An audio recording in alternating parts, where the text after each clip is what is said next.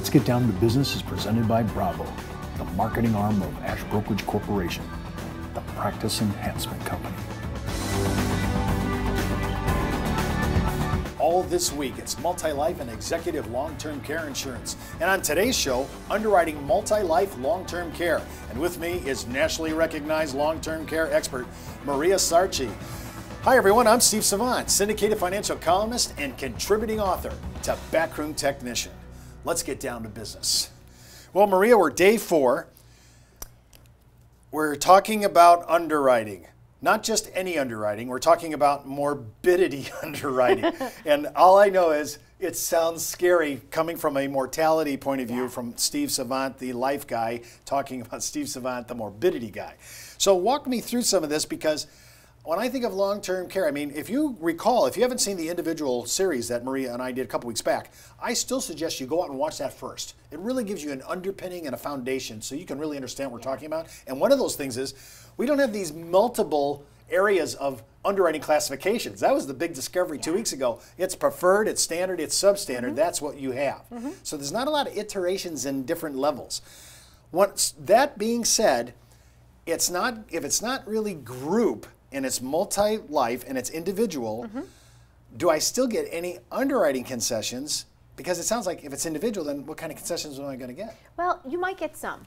And I will gladly answer that question, but I want to take you just back a few sentences. You talked about mortality underwriting. So when you underwrite for life insurance, there are some key benefit drivers you look for. You don't want to be able to talk to life insurance about somebody who potentially has an illness that we know today might end their life short. Well, it's the same for long-term care. You're not going to talk to somebody about a long-term care solution if they're already showing that they need assistance with their daily activities of living, bathing, feeding, dressing, toileting, continence, and transferring. So you really just want to look at folks that are healthy enough today to qualify, with the anticipation that if they someday can't perform 2 out of those 6 ADLs, then the coverage will trigger. Do you have any little pre-screening, like a little sheet, a crib sheet for that? Absolutely. If you say, Steve, that's what I need, just go ahead and write me and I'll make sure that Maria and her team send it to you. In fact, that's a pretty critical part to our discussion with every client, even in the employer setting, because you want to ensure you set the right expectation and go down the right track. Well, now, I heard a rumor, and I just want to be able to bring it to the show. I saw a phrase connected to long-term care, and that phrase was modified guaranteed issue. Yeah. Now that sounded pretty nice to me. Am I putting too much credence into it? Well, I will say this, that when you're in a multi-life setting and you have multiple clients that we're looking at, modified issue essentially means that we're going to ask some underwriting questions, but not as much as you would in a full underwriting scenario. Urine, blood exam, any of that? Typically, no. But, so the questionnaire is it for modified guarantee issue. But depending upon how some of those questions might be answered, could in turn result... Trigger a lab exam. Okay. All right. Is there a significant difference in morbidity underwriting in between what we just talked about in modified guaranteed issue versus simplified issue? I mean, in my head, I know what simplified issue is on my side. Yeah. What is it on yours? Well, it's a little bit more detailed than modified. Okay, so it's not full underwriting. You won't have all of those medical questions, as much of the deep dive into lab work or medical history, but APSs there is too? some. There could be. Oh, there could Again, so you have a series of questions, potentially not as minimal as 3 to 5 as you might find with modified, but 10 to 15 questions and potential for APS or even a face-to-face interview. So when you think about it, think about full underwriting as being we'll cover all of it. Simplified, we won't cover as much, and modified is where we'll cover the least amount. Now, on my side of the fence, and I can speak for my industry for the last 30 years, we are chopping down trees to print a life insurance application. That's how big it is. How about in long-term care? Yeah, it's pretty lengthy. It is. It is. But with the modified, the application is not as lengthy. Simplified, there's a few more pages to it, and obviously with full underwriting, a long-term care app could be, 40 to 60 pages. Okay, so in a multi-life scenario, I could be actually doing full underwriting. Absolutely. Am I getting any credits for bringing multiple lives to give a person that's maybe substandard and helping him to creep up to standard, or no, they don't look at it that way? It's not really a credit scenario, Steve. It's more so you have this group of individuals, they're going to either qualify for modified and everybody applies modified, or qualify for simple and everybody applies simple. So in a modified setting, you could have 3 to 5 questions. But if there's 5 individuals that are applying and only 3 of them can actually do modified, it might turn that whole group to a simplified. Okay, let me make sure I understood that. So there are knockout questions here Oh, that of would course. push you from modified Oh, sure. underwriting to simplified Oh, sure. simplified issue. Absolutely. Okay, so and then would it make sense though for a client who's really in great shape, who's really fantastic physiology, to say, forget that, I'm going to get a better deal with full underwriting, or no? You know, it could happen. It absolutely could happen. And it's one of those times where you really want to work with somebody that can provide the right education to that individual and say, look, you might be better off doing full underwriting and getting a preferred rate than looking at simplified issue with a standard rate. If I have that option now, in your pre-screening process, will it kind of give me an idea how I can pivot on that? It might, but I don't think that it would cover all of it, because there could be things that are not on that pre-screen document that we didn't know about. And then if that person goes down that track of full underwriting and there's a surprise in the medical records, it could actually be a negative for that person. So it's critical when we're doing the employee discussions, the rollout, if you will, of the multi-life offering, that we really cover all of these aspects. So it probably is really good for us to really pre-gather some information, look at it before we go into full underwriting, just to kind of give an idea what's going on. Well, it's important, I think, to just have that pre-screening discussion early on, so at least you know what kind of a group that you're working with. In your experience, which one is being used the most in a multi-life or group scenario with long-term care? Simplified underwriting. Simplified, okay. Yeah. And if it's simplified, if simplified is the way to go, or is at least the trend, if I'm looking at simplified, I have well, you didn't say it was too abbreviated application, right? It's not very abbreviated. But it could it'd be a little bit, right? Yes, it okay. could. And if we have a census, we have a document that we can Yeah, send? that's important. Okay, we're going to talk about that in Yep. the second segment, because to me, I want all in, I want the best for my client, but I hate the paperwork. Yeah. Well, when we come back from the break, we'll talk about implementing long-term care in the benefit package of executives and employees based on the small business environment. And don't forget, you can request your long-term care manual from Backroom Technician right on our website at downtobusiness.ashbrokerage.com. Or if you want to sign up for your own 30-day free trial for the entire package, go out to Backroom Technician at brtnow.com/trialsignup.aspx. We'll be right back with more from Maria right after the break.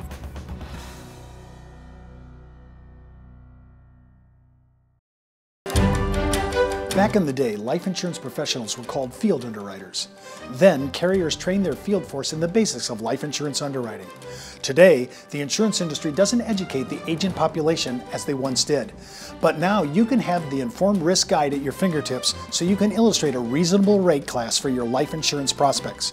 Just request your copy of the Informed Risk Guide at downtobusiness.ashbrokerage.com.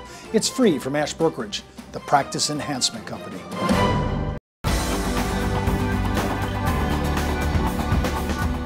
Well, welcome back. I'm Steve Savant with Maria Sarchi. Remember, you can watch all our episodes of Let's Get Down to Business, including my weekly consumer show, Steve Savant's Money, the name of the game, right out at ashbrokerage.com. As soon as you click on the show logo, it'll take you right out to our show and all of our archives.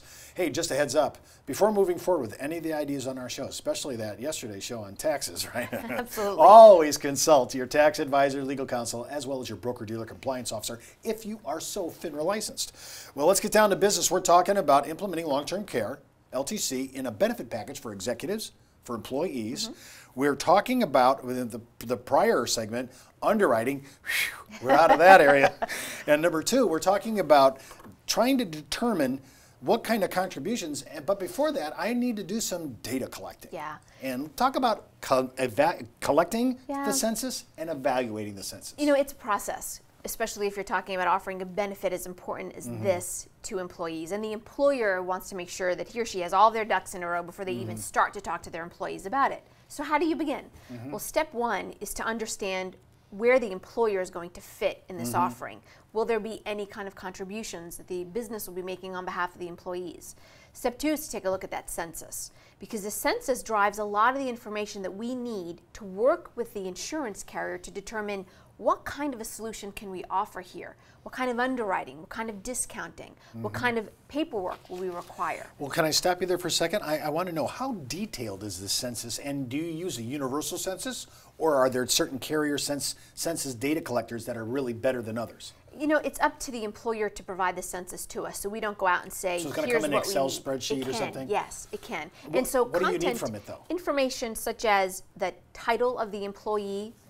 Some folks, and I should note this, some folks feel comfortable providing a census to us that doesn't have the employees' names on it because they're still in their research mode, and that's okay. The data we really need to see is the title or the position of the employee. Right, well, why is salary that? plays a part. I can get the salary. I understand you have to have gender and smoking, non-smoking, male, female. I get all that. Yeah. Why the position? Remember, we're trying to evaluate here who the buyers of this type of protection will be. And so we talked earlier in the week about the type of individual, the type of employee. So salary, job position, gender, of course, their state of residence. If you have an employer who goes across multiple state lines, okay, it's important to identify where that employee lives, because how we establish the policy itself, its state of domicile, will also need to be noted. So that census information helps us to drive which carrier we're going to look at, helps us to drive what kind of benefits we design. It's a critical part of the puzzle. Well, just for our sponsor, Ash Brokerage, they have multiple locations all over the Yes. United States. So if they were going to do something like this is an issue. Yeah, of course. Well, I didn't realize. But not one that's difficult to overcome. Oh, but so it's Yep, pretty straight up. it is. So now I got this data collector, and and you have this right to, Oh, yes. to show. And Yep. again, if you want to just write me at steve.savant@ashbrokers.com, Maria and her team will make sure that they send you out an example of this because they're doing this every day. Talk to me a little bit about. I've got my census in, and how do you know based on the census? I'm going with this carrier versus another carrier. That's a great question, and that's where a lot of the expertise has to come into play, to really take a look and see, okay, we have this population of employees, we know we're in this average range of salary, and if it's important to the employer to have simplified underwriting or modified underwriting, we pretty much know immediately which carrier we might pivot toward. And that's a lot of the discussion, the fact find, if you will, that we have to do up front. Because ultimately we want to meet that employer's expectation. They're offering a valuable benefit. It's our job to go out and help them find the best carrier.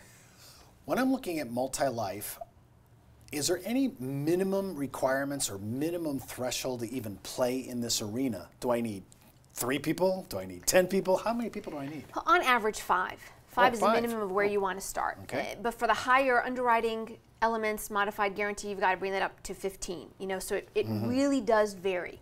So the census drives a lot of the information that we need by way of how many employees are in the group, how many we think might participate. Employer contribution versus employee pay-all also is a factor. This could get very big with a large corporation. Of course. I mean, in multiple states, and this could be. I mean, it takes a little time to unroll this. It could. Average start to finish, it could be 6 to 8 weeks before you even have the introduction meeting to the employees. Because once we identify the carrier, then there are a number of steps that have to take place because we're doing payroll deduction, and list billing is involved. Oh, HR, everything. It is, but when you're working with folks who know how to do this, it really can be run very smoothly, and you eliminate a lot of the uncertainty because you're setting the right expectation from the word go. Giving a timeline is important. Understanding what kind of materials we'll have to talk about this offering with the employees is also a really important factor. When I'm looking at this, is that kind of like the next steps to enrollment, which you just laid out there? Yeah, typically there's an implementation call. So when we have identified the carrier, and then we'll do a call with the carrier and the employer group, the HR folks are often there, the benefits people, because we want to make sure that we understand the mechanics of how this will roll out. Sometimes it can be done online, so the employee themselves can just go online and enroll. If it's a small enough group, it may just be face-to-face applications in hand. So it has similar features like maybe coming up to a 401k. I could do it online, I could do it in a meeting. Yeah, but there are a number of options. Now, when I'm thinking of this payroll deduction as a form of payment, I'm the employee. I have a budget. I have cash flow issues. That's why the options, Steve. That's why we want to look at offering 3 different plans to the employees so they can choose something that fits right for them. And it can be customized to them. Yes. I'm so sorry. I'm still thinking group, and multi-life gives you all this flexibility. There is. That's news for me. Well, that's our show for today. Remember, you can read all my online insurance news commentary, advisor blogs, and articles at Producers Web, as well as my answers to consumer questions on the Insurance Library. And don't forget, you can view any of our past episodes on our on-demand section at downtobusiness.ashbrokerage.com. And if you want to follow me further, just head out to Twitter, Facebook, LinkedIn, or just email me, steve.savant@ashbrokerage.com. And remember, you could be wiser as an Ash Brokerage advisor. I'm Steve Savant. See you tomorrow.